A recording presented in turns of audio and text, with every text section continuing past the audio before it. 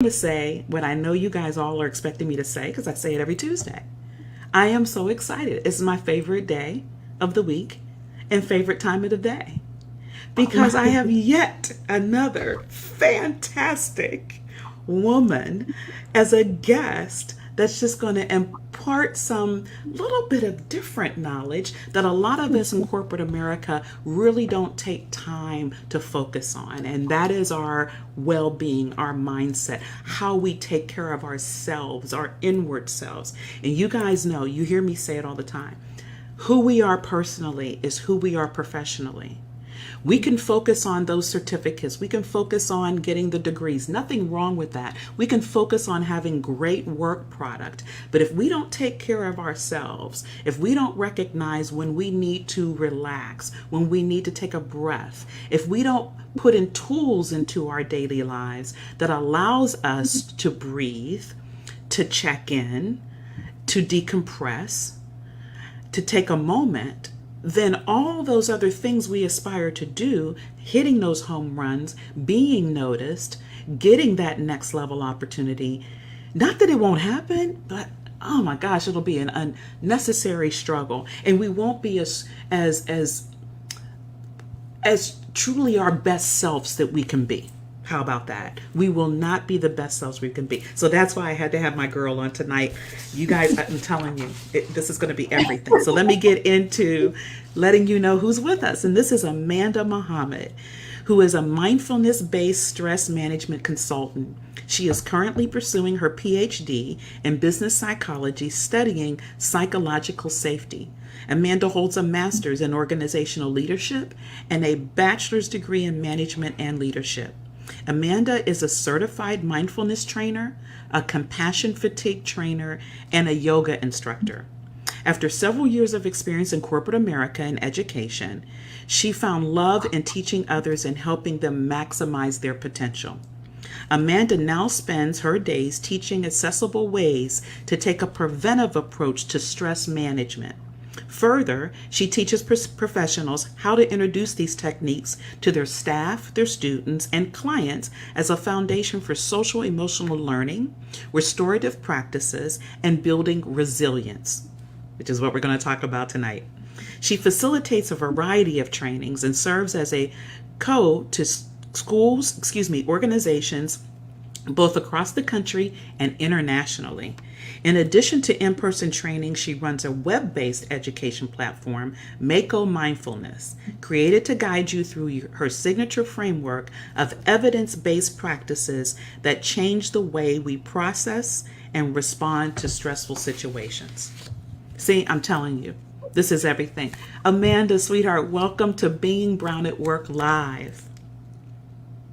Thank you so much for having me, Linda. I'm very excited to be here and talk with you and have a good time as we always do.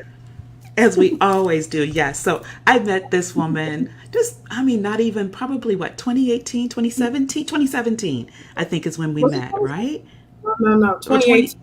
2018. That's right, 2018 is when we met. Uh-huh. Yes, fall of 2018. And I tell y'all, it feels like we've known each other not just 3 years, but more like 30 years, which isn't possible given her age and mine. But so that's not the case. But it feels that way, right, Amanda? I mean, we have connected, we are friends, and we are sorors. Yes. We are bloodly members of Alpha Kappa Alpha Sorority Incorporated. Just have to put that out there. And, we met at a mastermind and offsite for our businesses when I thought I was going to launch out and launch the tea. And what I found and what I want Amanda to share with us tonight, because she is such an excellent person in this space, knows it, lives it, and has made an impact in me and how I show up, as well as my team at Meritor.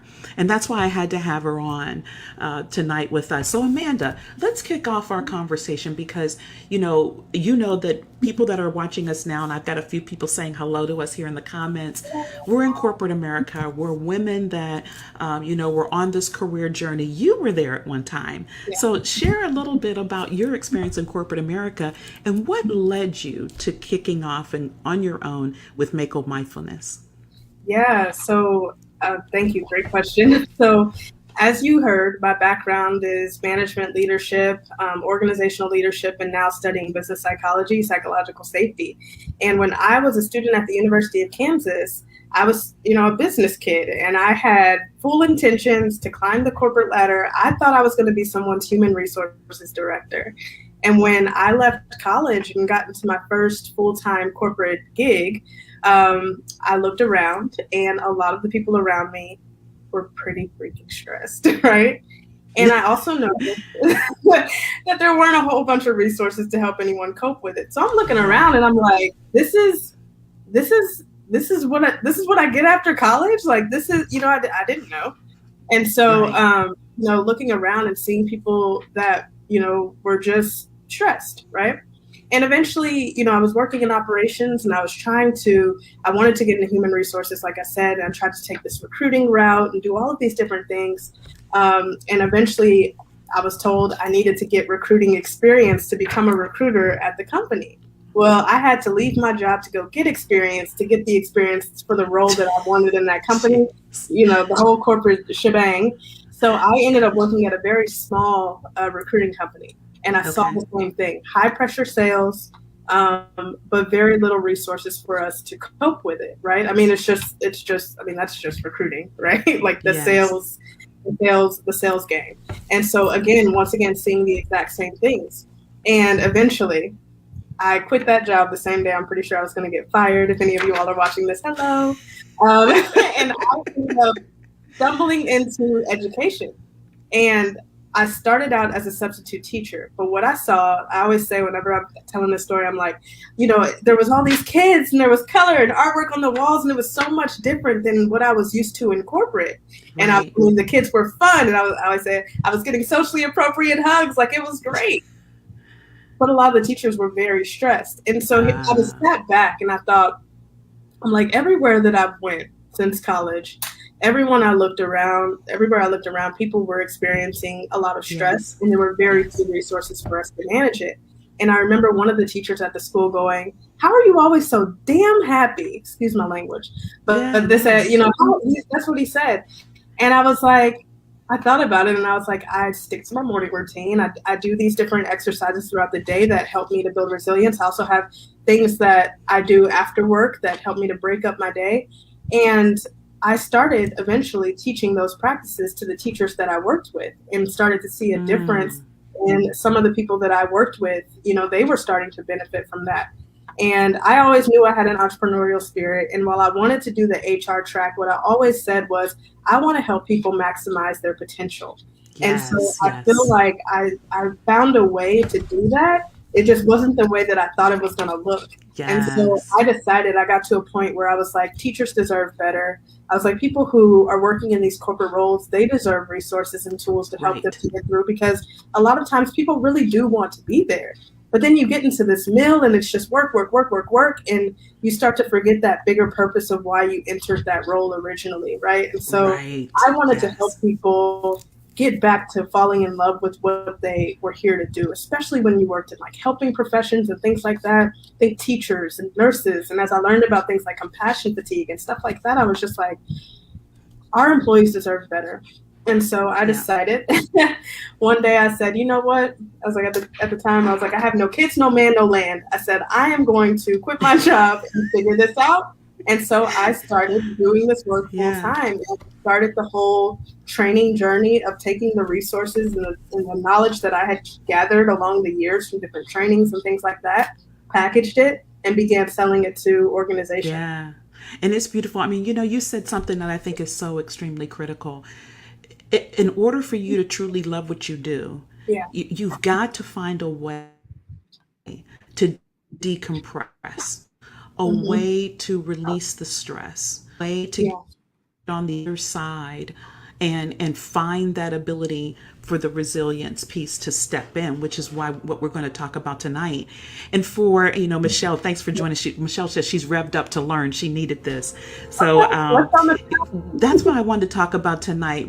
And in particular, Amanda, for Black and brown women, we've got a lot going on, in addition to what we bring to the table. We've got to deal with all these the noise and the microaggressions and all the other stuff that comes with the package of being a Black and brown woman in corporate space, which is why it's so important for us to have these types of tools in our back pocket to help us along the journey. So, usually my guest spotlights are 30 minutes. This kind of information is so critical. I really want to jump right in. You're going to share with us 5 ways that we can build resilience as Black and brown women in the corporate space. So why don't we just dig right in? So Michelle and all the other people that are watching and probably got their pen and paper in hand ready to take notes. What would be the first thing, Amanda, that you would recommend that you have shared with other clients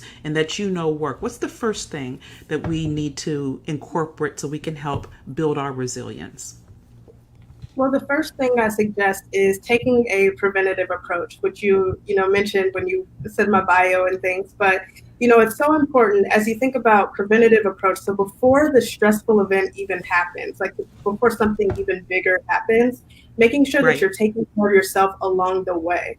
A lot of times when we talk about, what we do when we're stressed, we say, when I'm stressed, I do boom.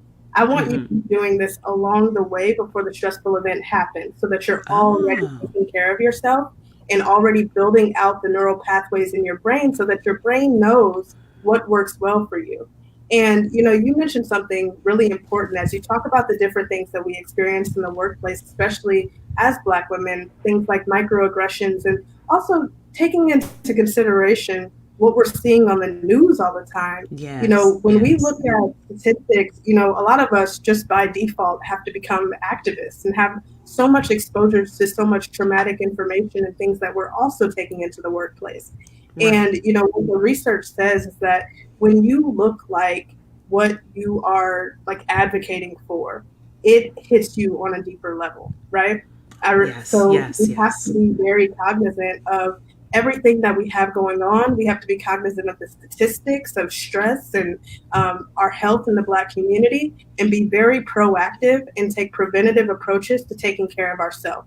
So the first thing is just making sure that you have something in place before it happens. And we'll talk about what some of those things can look like in the following steps, but just acknowledging, know your warning signs. So know what it looks like when you are pretty good. Know what it looks like when you need to kind of slow down a little bit, and know what it looks like when you need to take a complete break, and have that awareness somewhere where you can check in often and say, where am I on this scale? And if you see too many days where it's a little too bad, take that break, get your reset, and come back when you're better. Because especially, I know you work with a lot of leaders, we're not good for ourselves or anybody else if we're not taking care of ourselves foundationally. So that's poignant. Yeah.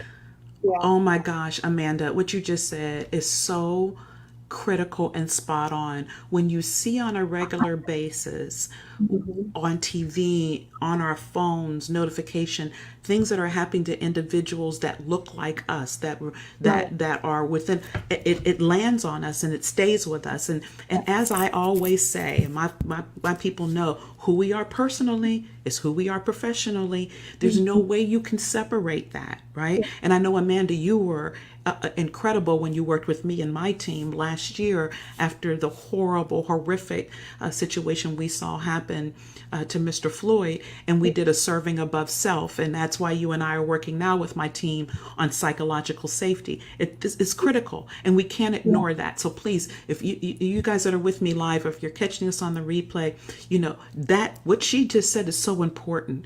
Don't set it aside. Don't dismiss it.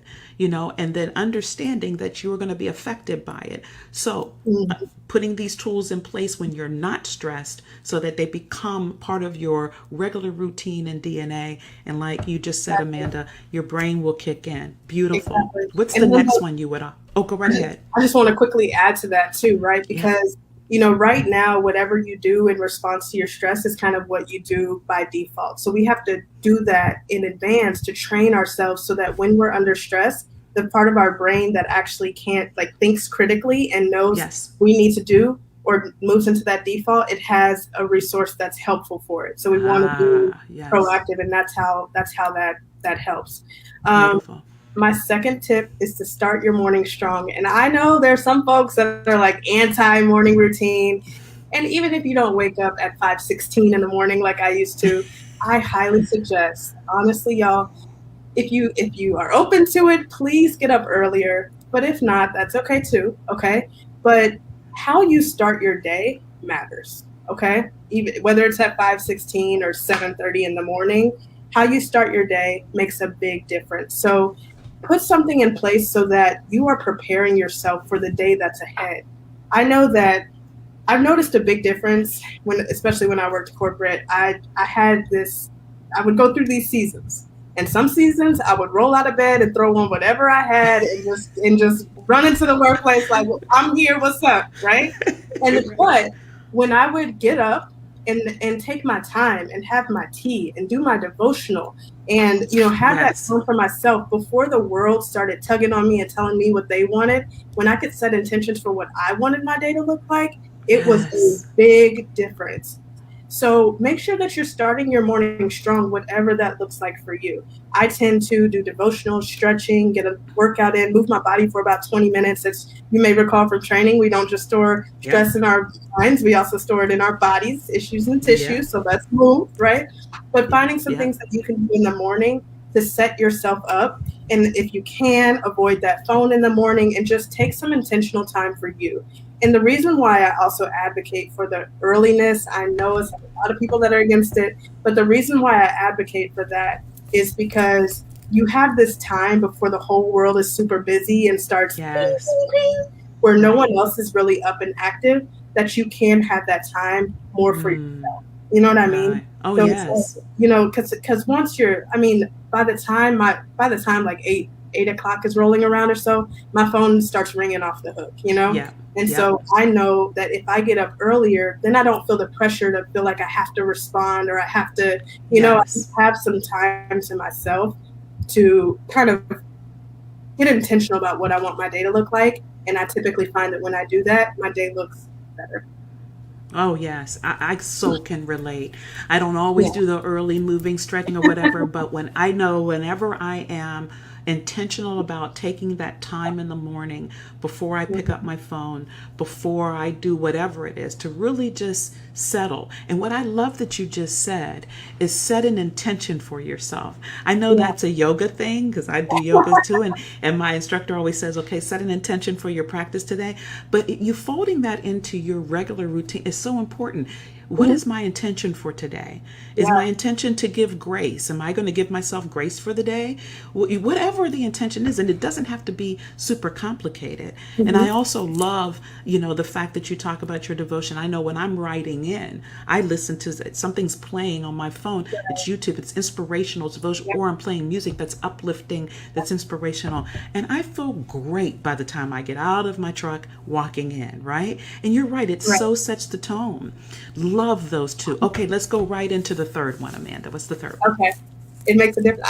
I hope I don't keep doing this to you, but I just have to add, I also started segment intending.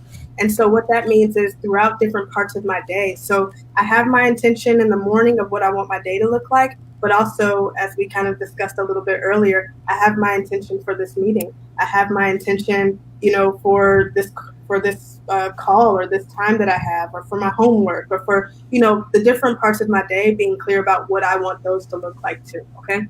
Third Yes. thing is to do things throughout the day, right? So we talked about the preventative approach, but there's different things that we want to do throughout the day, and there's lots of things that you can choose from. But the goal is to build the habit. So anything that we want to get really good at, we practice it, right? So if you think about like a sport and you're playing basketball and the coach calls out to play, you know exactly what to do because you've practiced so many times. And it's the same thing when it comes to managing stress and building resilience.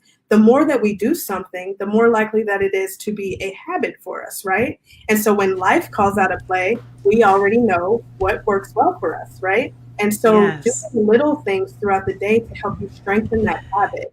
So I typically suggest things like breathing exercises, gratitude, journaling, practicing affirmations, and doing breathing and stretching exercises. And so that's a kind of reflection of my framework. And I know you have my guide linked somewhere, so that'll give you a bunch of different ideas of things that you can do that are reflective of that framework. But whatever that looks like for you that feels good, make sure that you're taking moments throughout your day, and also that you're checking in with yourself throughout your day. I mentioned that earlier. What do I need right now? How am I feeling? Whatever it is, take those little steps throughout the day and check in and make sure that you are taking care of yourself the way that you need in that moment. Take your breaks. Yes, that's a great tip, Amanda. Great tip. Great tip. These are fabulous. I know you guys are just noting these, putting them all together and tie them all together. Okay, we're going to flow right into the next one, Amanda. What's number 4? Okay, so the fourth one, very big on this, pay attention to what you pay attention to. Okay? So okay, say that one more time, Amanda. Just say it one more time. Just say it one more time. Pay attention to what you pay attention to. Matter of fact, I have a quote right here. Whatever you tune into, you turn into, and what entertains you trains you. What you focus on expands. Wow. I believe that through and through in every part of my life. And sometimes that can be a very hard reality. But it's not normal for us as Black people to look at ourselves in this much pain. It never was, and it never will be normal. I believe that we have to stop watching this stuff so much. I believe we need to be aware, but we also have to pay attention to how things are making us feel. Because if you look at it even from an attraction standpoint or something like that, we talk a lot about manifest and all of this stuff, right? But you attract at the level that you feel. So if you're noticing that you're not feeling good, if you're watching things that don't make you feel good, and if you're constantly exposing things that are not affirming who you are, especially as a Black woman, you have to pay attention to that. That can impact you in ways that we're not really paying attention to. And I meant to grab this quote by Toni Morrison that talked about how a lot of this is really a distraction for us. But it's so important for us to pay attention to what's getting the most of our attention. I remember when I first quit my job and I first started trying to get these trainings and things like that. And I remember saying, I don't think they're hiring me because I'm Black. And I kept saying that to myself. And I got to a point, I sent the link to my parents. They're probably watching this, but I didn't tell anybody I left my job for a year. I just was like, let me figure it out. And then once I do, I'll tell them. So they know that now.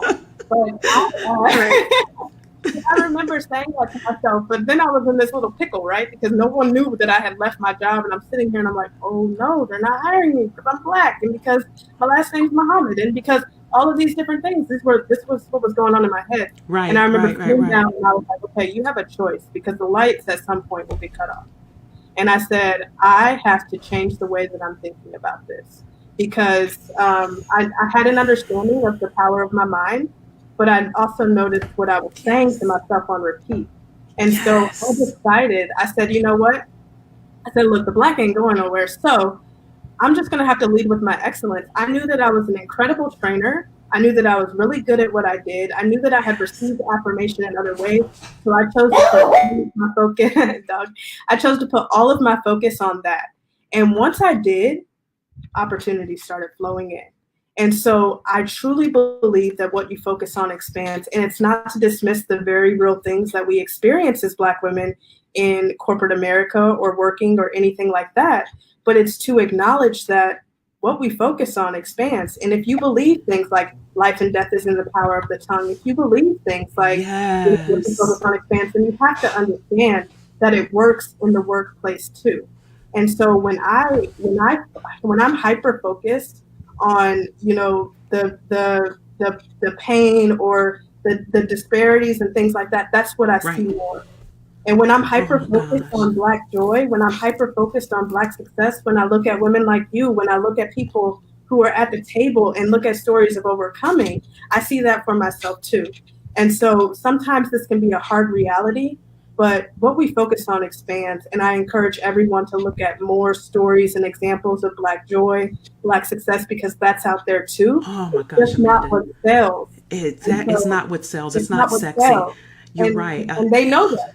And they Oh, know that. yes. Oh, yes. There's documentation. There's documentation. Me and my brother were talking about this, like redlining and things that have happened in Yep. cities Yep. historically.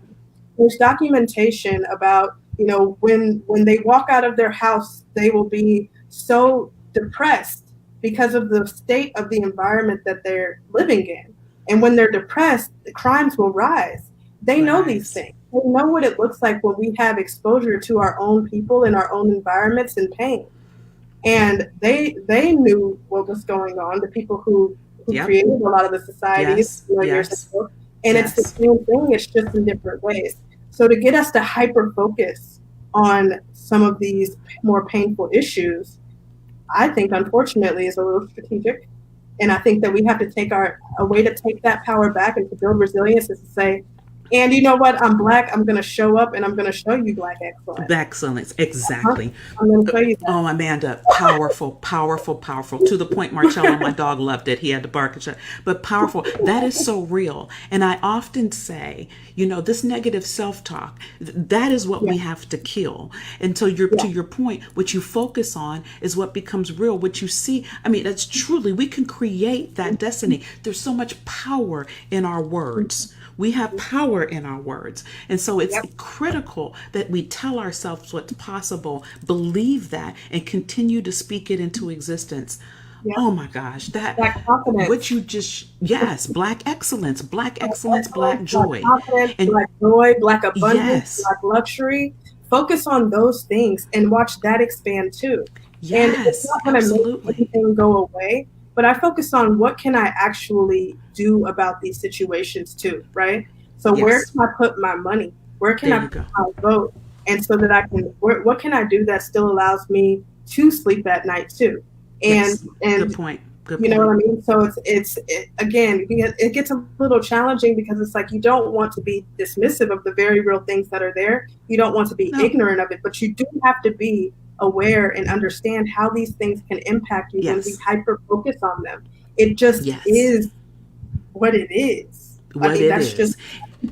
if you believe it in other Yeah, areas, if you believe it, if you think about any other area, if you believe that, when you look, people are like, oh, if you look at the negative side or, whatever category it is, if you believe it yes. for that, you have to believe it for this too. Oh, So, you have to believe it for this yeah, too. And yeah. I so agree with you. It is who it is. We are who we are. I Mhm. have never chosen, and although I know my Blackness is an issue for some other people, I have not chosen it to be an issue for me.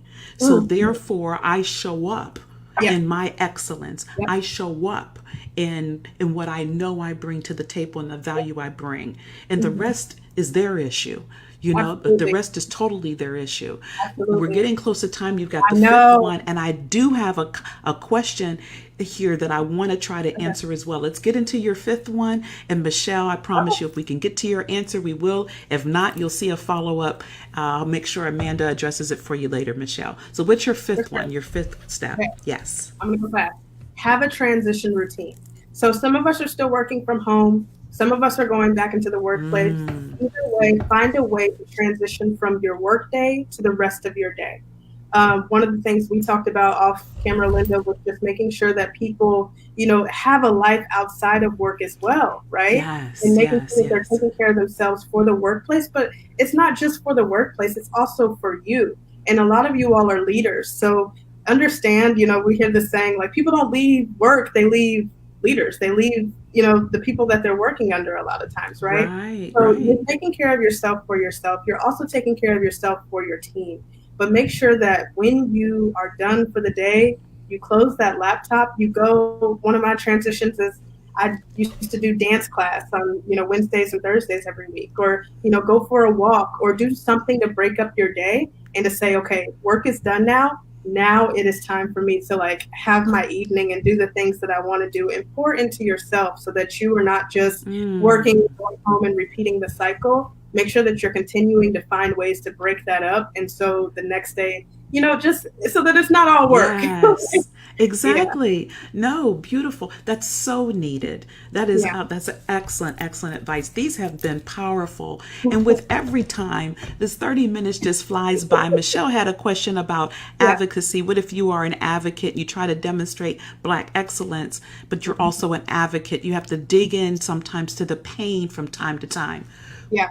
Definitely, Michelle. I You do. mean, you do have to dig into the pain. And Amanda, you mentioned that. I mean, it's not going to Yeah, always be easy, it's and it's not. It's Yeah. not. And so if you're an advocate, so you're already dealing with this stuff, just day to day trying to cope, and then you're also Yes. trying to advocate, especially in your workplace. It's so important that on your journey of advocacy, make sure that you are taking those breaks and increase your self care. And really, for you, pay attention to your warning signs and know Mm, when you are reaching those certain levels, right? Because as you're digging into this, it's like I said earlier, you should look into racial battle fatigue and activism burnout. When you're diving mm, into a subject and you look like the subject that you're diving into, you are more susceptible for yes. burnout and for that fatigue. And so it's a slippery slope. So as you're doing that, make sure that you're taking breaks from it too. Okay. So it's so important to do that work. It's so important to advocate, but also make sure that on that journey, you're taking care of yourself as well so that you can continue to. Because one of the Yes. reasons we have such high turnover in the advocacy space is because there's not a lot of taking care of ourselves. Yes. It's Yes. continuing to dive in, dive in, dive in, and you get to a point where you just cannot Yeah. take it You anymore. just can't do it Okay. anymore. So Can't those take are the things. anymore. I also, yeah, and hey, on my YouTube channel, there's a video on coping with. I forget it's called a call for self care. Black Lives Matter. Find that video, and it'll give you 5 ideas of things to do for coping with that, especially if you Beautiful. are an advocate. Okay. Thank you, Amanda, for sharing that. Michelle, I'm so glad we got that in for you. Amanda, my dear friend, such an honor. Thank you Thank for you so taking much for time out having of me. your busy, busy schedule. Love you to death. Love you And too. this has been, I knew it was going to be everything. I told you that. It's been everything. Thank It's you been so much for everything. having me. Yes. Take good care. All right. That's enough for being Brown at Work Live for this Tuesday. Yes. Catch us next week. Take care, everyone. Bye.